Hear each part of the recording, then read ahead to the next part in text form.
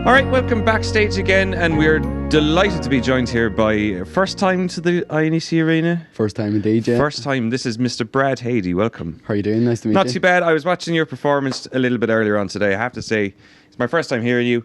You remind me of like Ed Sheeran, bit of Dermot Kennedy in there. Just really good songwriting and a great voice. So well done. Thanks very much. Now, yeah. How did you get on firstly with the gig? I enjoyed it. Like it was nice to have. Just the sound in the room was really, the room was empty, like, so it was. Yeah, it it must dream. be amazing to get back up on stage, like, after being off it so long. I mean, have you spent lockdown writing and kind of recording, or what have you done at the time?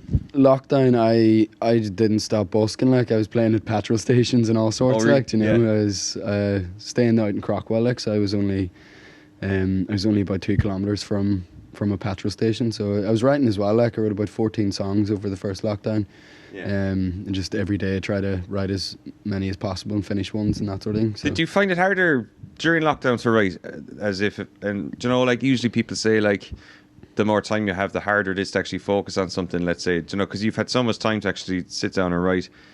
Did you find it easier or harder than, let's say, writing a song in normal times? I suppose it depends on the way you write, in a sense. Like all my stuff is basically, I write it from stories, like an event. So I find it kind of nice because I was looking back at just loads of stories I had and just loads of experiences, like, and actually saying, oh, now I have time to actually write those. Do you know what I mean? Yeah. So to get that time and actually, it didn't feel like there was a time limit, like, which was nice. Every day was just like a new day, and I'd stick on the kettle, like, and go up and actually get the notepad out, like, and start on them. And I loved it, like, it was great. It sounds lovely. It was refreshing. Like, do you know what I mean? Stress free. Yeah, I like absolutely.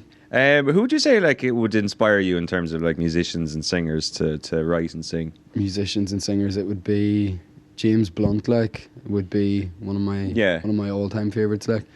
And he was Back to Bedlam album. I love that album. Back to front, like. There's not a bad song on that album. No, it's unreal, like, and his new stuff, Cold, like, and that there. Oil City as well. Have you heard of Oil City? I've heard, yeah. I knew all of their, I know still do, all their albums, like, all three of them. Maybe I'm Dreaming, all of the tunes and that, like, Back to Front as well. Yeah. So it's a bit of a strange mix, like. Did you do did you get your Spotify Unwrapped thing this year? I did, yeah. It was. I suppose the single came out really late, like just before the rap. But I was still happy enough with it. I was still a bit shocked, to see the stats. It was kind of nice. Yeah. Tell me about the single, because I know you only released it a couple of weeks ago. It went to number 1. It did in Ireland. That must be unreal. Your debut. Bit strange, alright. Like, do you know what I mean? It's I suppose the Irish chart turning. It's not really a massive thing, like, do you know what I mean? There's a lot of I don't know how to put it, like, it's it's nice to have the number 1, like, I suppose, but it's quite a small amount of. Yeah, do you know what I mean? You're striving for the next number 1 rather than just kind of focus on just that achievement, which is a great characteristic to have as a musician, because a lot of people could sit back and just be like, "Oh, I went to number 1." I mean, and that could be just the best thing that's ever happened. It was great, and I have to say, yeah. But it's more. I think it's just hoping that for the next one, like, And what's the song about? The Hearts Get Broken Sometimes. Yeah. That song is about it's kind of a personal one. Like, actually, it was just about. Easiest way to put it would be sort of, just about a relationship with someone, like, and then it sort of goes a bit bad, and then I was drinking a lot back then, like, do you know what I mean? And it was just sort of one of those stories just about, like, after a night out, like, and things went a bit more pear-shaped than ideally it should have been, like, do you know what I mean? So does the person know it's about them? No, they have no idea. Do you think they're going to find out? Hopefully not, like, do you know? I don't know. It's I suppose it's an event that happened. It's past. It's been written about, and it's and it's nice to put it into song and move on from it, like, and play it again, Do you like that about writing songs, is that to capture, like, a certain moment of your life and have that to, I suppose, represent what you were feeling at the time, and does that help you move on from that situation? For sure, like, it's kind of like a closure in a way, like, it's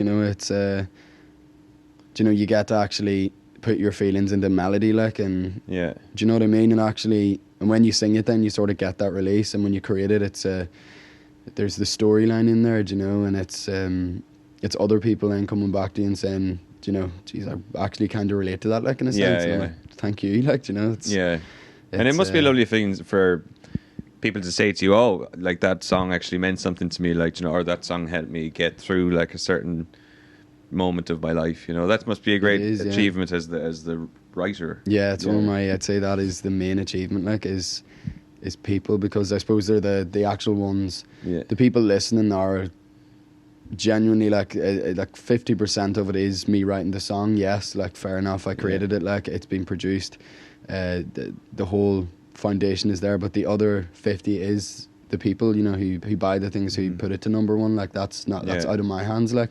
So I think that's what blows my mind, is just people power, like, do you know what I mean? And I was talking to people, like, you must meet so many when you're busking on the street. I mean, when did you start busking, like, and is it something that just comes naturally to you?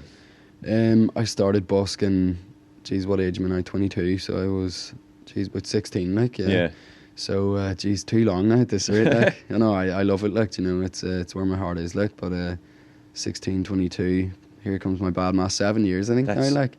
Is it? No, 6 years. 6 years. There's my bad maths, like. That's why I left school now, 6 years, but I love it, like. I'd go out tomorrow in a heartbeat. I'm going busking tomorrow in Tralee, like, so. But isn't it great as well that you can still do that, even though, like, there's no live music at the moment, but, like, you can still go busk? Oh, it's mad, like, yeah. The guards aren't going to come take you away, hopefully. No, hopefully not. Like, I haven't had any run-ins with them, like, recently now, so. Yeah. I don't think I ever have, so happy days, like, yeah. So you've got a brand new single coming out in a couple of weeks that actually might be out by the time this video is out. Let's hope and pray. Yeah, let's hope, like, if they're watching, then hopefully you've heard it, like, yeah. Yeah, tell me what the song is about. Tell me about it. She is the next one. The next single's out on the 11th of December, yeah. So that's in, geez, 2 weeks now. So it's definitely out now. It's definitely out it's about 2 weeks, like, so it's sort of like a love song. It's definitely a love song, but it was one of those sort of moments I sort of sat down in the evening and had a really good peace of mind for melodies, like, and just felt really good, just really, really whole, like, and just was sort of drifting off and was just thinking about a person that I was that I used to be with, and we're still friends, you know. She's a lovely girl, and it was just one of those moments where I just wrote it and just wanted to just praise this person for being the person they are, like, do you know what I mean? And it was just kind of a bang, it all came out sort of thing, like, do you know what I mean? Yeah. All at once, the melody happened first, and that was straight away I knew it was a love song that was happening, like, cool. And then the rest of it just was floating about in my head, like, and just fell out, like, on the paper. So. And talk to me about that process, because a lot of people would write songs in different ways. Let's say, I mean, there's people that will write lyrics and then put melody to it, or you know, sit down with a guitar and try to come up with a song. But, like, you kind of write as if you'll just hear a certain melody in your head. You'll know what it's going to be about, and then you'll sit down and write said song. Yeah, absolutely. Like the last one, the one I played today, actually, the Half of the Woman, like, that was basically, I was just in Galway, like, you know, and I was again sort of half asleep, and it was about 4 a.m, and it was a song I started, like, I just had one line, and it was, do you know the way you have that saying, like, do you know, geez, if they were half the woman you are, like, or half the man you are, like, do you know what I mean? It's kind of a passive phrase, and I think it's quite important to capture all those simplistic side of things, like, do you know, like, if someone walks past you and goes, sure, it'll do, like, things like that, just simple passive things. I think those are the keys to connecting with people, because they're such normalized phrases, and so that kicked off the song. It was just that phrase, half the woman is you, like, you know. And I had it in my head, then I realized the melody and where the chords were going to be, and then the bridge, and it was going to drop to bring that dynamic right to the floor. So when the chorus comes out, the hook comes straight in, and it was, sorry, go on for hours about it, like. I'm not giving out about you talking, man. It's all good. But it was a really special one. I like that now recently. Now, looking, I suppose, a lot of people are finding it hard to see with what way next year is going to go. I mean, are we going to be playing in front of people by March? You know, like, is there going to be people coming to gigs again? I suppose It's hard to know, like, isn't it? Hard to tell. Do you know what I mean? It's you obviously have plans in place for 2021. All going well. I've plans to release the EP. It's out in January, like, so. Okay. Do you have a title for that EP? It's called The First. Okay. The First. So I didn't want sort of wanted to stray away from sort of that. I sort of didn't want my face on the thing, or didn't really want that standing with your guitar, you know. Yeah. You know, sort of vibe. I just wanted, like, the songs sort of have the story in them as it is. I'm not really the type of person to be sort of out and about and shoving my stuff all around in people's faces, like. So I just sort of wanted to call it The First. It's the first EP. It's the very beginning of the whole project, like, that we've been working on. Yeah. And it's sort of like, almost like an envelope little letter, like, just wide envelope, and it says The First on it, like, and people can open it and hear what's inside, like. That's sort of nice the way I designed it, like. That's due out in January. January next year. January next year. Off the back of that, you're going to be going around promoting it and hopefully singing and hopefully fire up a few posters, like. Put up a few posters and throw up a TikTok, maybe. That's let it. people I don't know that you're gigging somewhere. Yeah, geez, TikTok wouldn't be down my alley now at all. I'm the same. I find it kind of strange, you know, when you look. I'm not dissing anyone that does it. Like, I completely get it, but, like, I just couldn't see myself sort of behind. I think it would freak me out, like, you know, sort of. Yeah. Well, your manager Edison was telling me that I should be on TikTok doing it. And he's the same. He's always on to me about it. He's like, man, you need to get onto TikTok, man. That's where it's at. I'm sort of a bit like, but I play music, like, you know, and I don't really want to do that sort of crack, like, you know. It's more, I'd put up a video of me playing, like, you know, no problem, that's grand, but, like, all the other stuff that comes along with it, like, I'll leave that to the others, you know. But if you just create, I think the magic of TikTok is people creating just a stupid dance, whether it be moving your arms left and right, like, for a few seconds, like, and then it just becomes a craze. So maybe you should, like, choreograph a dance for your second wouldn't be down my alley. single. Just quick dance. Yeah. And we can make a TikTok next time you're in the INEC Arena. Yeah. I don't know. I might leave it. TikTok.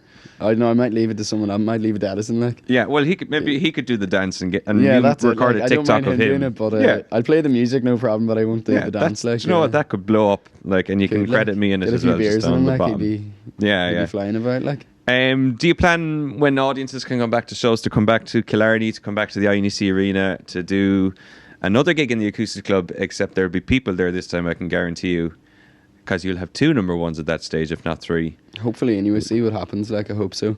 Yeah. But yeah, I'd love to come back here. It's kind of a sort of blinked.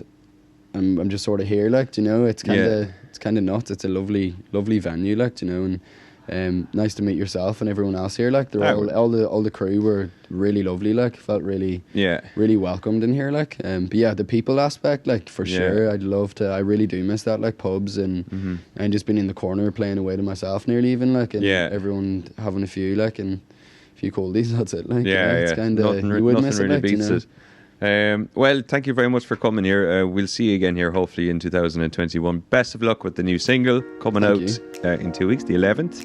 And the EP, the first one, coming out in January. Yeah. Great memory. And we'll see you back here next year. Cheers, man. Cheers, pleasure. Thank you very much.